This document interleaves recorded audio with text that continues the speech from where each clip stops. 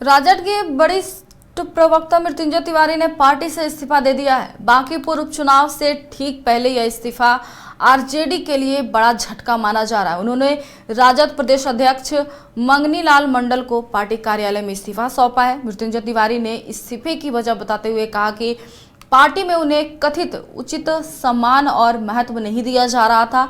लंबे समय से अपनी भूमिका को लेकर असंतुष्ट चल रहे मृत्युंजय तिवारी ने आखिरकार यह कदम उठा लिया।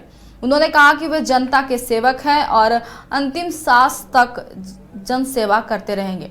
आपको बता दें कि अपने बयान में उन्होंने कहा कि पिछले कई महीनों से पार्टी के अंदर लगातार उन्हें अपमानित करने का प्रयास किया जा रहा था। मैंने इस बात की शिकायत वरिष्ठ नेताओं और खुद तेजस्वी यादव से भी की, लेकिन किसी ने इस पर कोई संज्ञान नहीं लिया। अब राजद में निष्ठावान और समर्पित कार्यकर्ताओं के लिए कोई सम्मान नहीं है और कोई जगह भी नहीं बची है। रोज रोज घुटकर जीने और अपमानित होकर राजनीति करने से बेहतर मैंने पार्टी से अपना रास्ता अलग करना जरूरी समझा। आज हमने राष्ट्रीय जनता दल के सभी पदों से त्याग पत्र दे दिया है। आज राष्ट्रीय जनता दल के प्रदेश कार्यालय में प्रदेश के माननीय अध्यक्ष आदरणीय मंगनी लाल मंडल जी तथा तमाम वरिष्ठ नेताओं पदाधिकारियों की मौजूदगी में हमने स्पष्ट रूप से कहा कि अब मेरे जैसे समर्पित निष्ठावान कार्यकर्ता के लिए इस पार्टी में कोई सम्मान नहीं है। बारंबार कहने के बावजूद कोई भी वरिष्ठ नेताओं ने संज्ञान नहीं लिया। हमने कई बार नेता विरोधी दल श्री तेजस्वी यादव जी को भी कहा, अपनी शिकायतें की, लेकिन वो भी संज्ञान में नहीं लिए।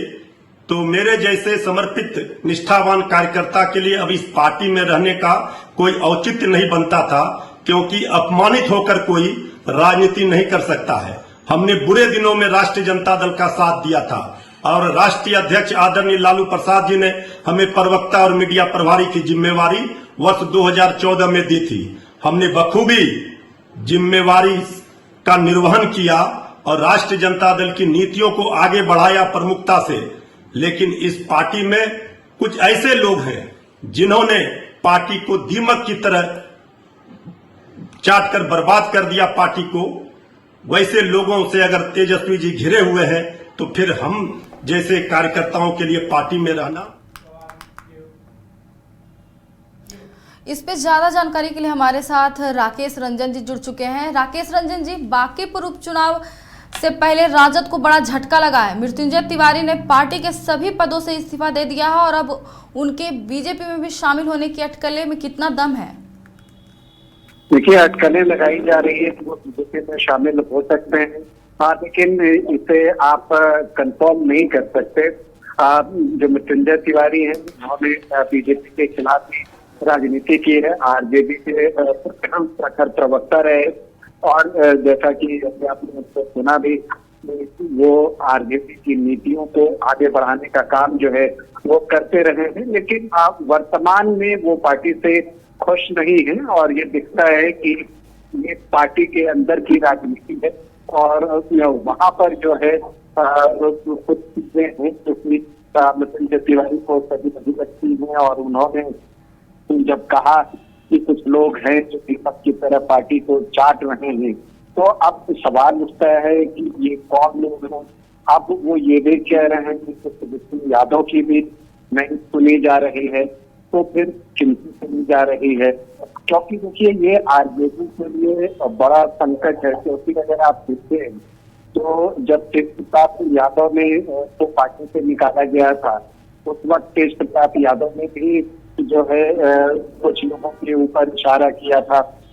फिर रोहिणी आचार्य जब घर छोड़कर उस वक्त गई थी तो उन्होंने भी कुछ लोगों पर आरोप लगाया था और अब मृत्युंजय तिवारी भी जो है कुछ लोगों पर आरोप लगा रहे हैं। तो अब अगर इतनी तरह की बातें हैं तो जो नेतृत्व है वो क्या कर रहा है, ये एक बड़ा सवाल है। और इसमें अगर आप देखिए तो मृत्युंजय तिवारी जो है वो आहत है और निश्चित तौर पर बीजेपी को एक मौके की तरह दिख रही है, क्योंकि बांकीपुर में उपचुनाव भी है। नितिन नवीन की वो सीट है, बीजेपी के राष्ट्रीय अध्यक्ष की वो सीट रही है और उनके इस्तीफा देने के बाद वहां पर उपचुनाव हो रहा है और वहां पर प्रशांत किशोर भी चुनाव लड़ रहे हैं। तो चुनाव जो है वो बहुत सारी चीजों को लेकर बांकीपुर में हो रहा है और सभी की प्रतिष्ठा यहाँ पर दाव पर लगी है। तो बीजेपी इसे मौके की तरह देख रही है। बीजेपी के जो नेता हैं और प्रवक्ता हैं प्रेम रंजन पटेल, उन्होंने भी जो है आमंत्रण दिया है नितिन तिवारी को कि आप अगर पार्टी में आते हैं तो आपका जो है वो स्वागत है। इन सब के बीच नितिन तिवारी के बीजेपी के कई वरिष्ठ नेताओं के साथ जो तस्वीरें हैं वो भी सामने आने लगी है। अब इन सब के बीच नितिन तिवारी क्या फैसला लेते हैं क्योंकि ये कहना अभी बहुत मुश्किल है।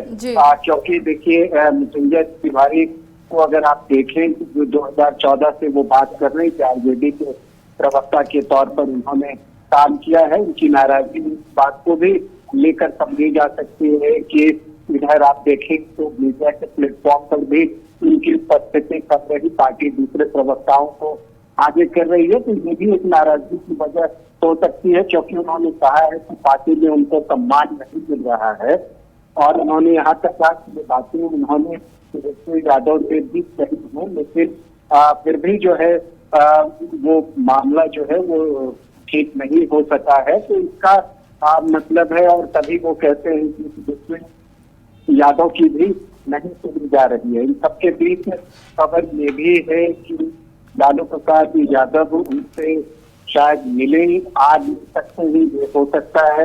अब वहां पर वो जाएंगे नहीं जाएंगे ये वक्त बताएगा और ये खबर कितनी पक्की है ये भी जो है समय बताएगा। लेकिन नितिन तिवारी जो है एक बात जो है कि पार्टी को लेकर उनकी नाराजगी बहुत है आरजेडी से और वो उनकी बातों में भटक रहा है, वो भटक रहा है जब वो कहते हैं कि हमने कभी कुछ मांगा नहीं और कुछ चाहा नहीं। तो जब बात ये भी है कि क्या वो कुछ ऐसा चाहते थे कि कुछ चुनाव वगैरह लड़ने की बात थी नहीं थी, तो बहुत तरह के सवाल जो है वो खड़े हो रहे हैं। तो अभी बिहार की राजनीति में जो है नजर रखनी होगी जो बाकी पूरे चुनाव से पहले, ताकि नितिन तिवारी का इस्तीफा देना ये बिहार की राजनीति के लिए बड़ी घटना। नितिन तिवारी जो है वो आरजेडी के प्रखर प्रवक्ता माने जाते रहे हैं और मीडिया के प्लेटफॉर्म पर वो पार्टी का पक्ष रखते हुए अक्सर देखे जाते थे। तो इसीलिए अब इस पर नजर रखनी होगी क्या वो बीजेपी में जाएंगे। फिलहाल अटकलों का बाजार जो है वो गर्म है, लेकिन वो जाएंगे नहीं जाएंगे इसके लिए हमें थोड़ा इंतजार करना चाहिए। जी बहुत बहुत धन्यवाद राकेश रंधे जी हमारे साथ जुड़ने के लिए और तमाम जानकारी साझा करने के लिए। घर रहने का मकान भर नहीं, ये खुशियों की तिजोरी है। दरवाजे पर दस्तक देता पड़ोस, खिड़कियों से उमड़ आता आसमां, तारों में उलझी ऐसी ना जाने कितनी दास्तां। कहती हैं चले डायमंड सिटी, एक सफर हम सफर के साथ अपने घर तक। Diamond city life long bonding, 500 से ज्यादा खुशहाल डायमंड परिवार। जल्दी करें, सिर्फ 200 फ्लैट बाकी। आज ही बुक करें अपना आशियाना।